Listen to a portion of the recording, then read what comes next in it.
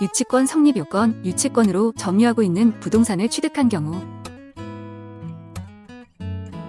부동산 매수 시 부동산의 유치권이 성립되어 있다고 현수막이 걸려 있는 경우가 있습니다. 그럼에도 부동산을 매수하게 되는 경우 매수자는 유치권자에게 어떻게 대항할 수 있을까요? 유치권은 타인의 물건을 점유하는 자가 그 물건과 결연관계에 있는 채권을 가지는 경우에 성립하는 권리로서 유치권을 가지고 있는 채권자는 점유를 계속하여야 합니다. 따라서 유치권이 성립되었다고 현수막이 걸려 있다고 하더라도 물건과 결연관계에 있는 채권에 해당하지 않다거나 유치권자가 점유를 계속하지 않고 있는 경우, 점유가 불법 점유인 경우 유치권자의 채권이 변제기에 도래하지 않았다는 등의 사유를 주장하며 유치권은 적법하게 성립되지 않았거나 소멸되었음을 주장할 수 있습니다. 따라서 유치권을 행사하려는 자는 본인의 채권이 유치권의 성립 요건에 맞는지 등을 구체적으로 살펴봐야 합니다. 특히나 유치권은 물건과 결연관계에 있는 채권에 성립되는 물건이므로 물건으로 인한 손해배상 채권,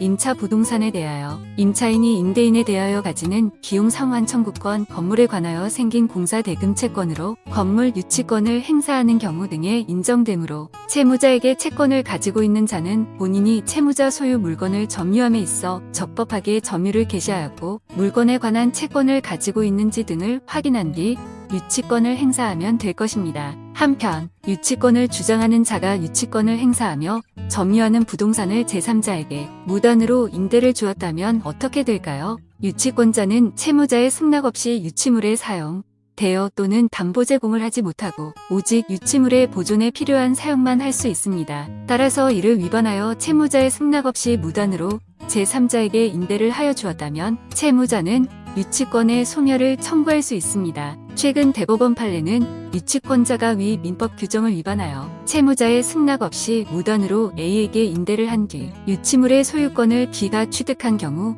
B는 유치권 소멸 청구를 할 수 있다고 판시하였습니다. 따라서 유치권자가 부동산을 점유하는 것이 적법한지를 파악하기 위하여는 유치권의 성립 요건에 관한 구체적인 사실관계를 파악한 뒤 법률적 판단이 필요하므로 전문 변호사와 상의하시기 바랍니다. 법무법인 두 김민지 변호사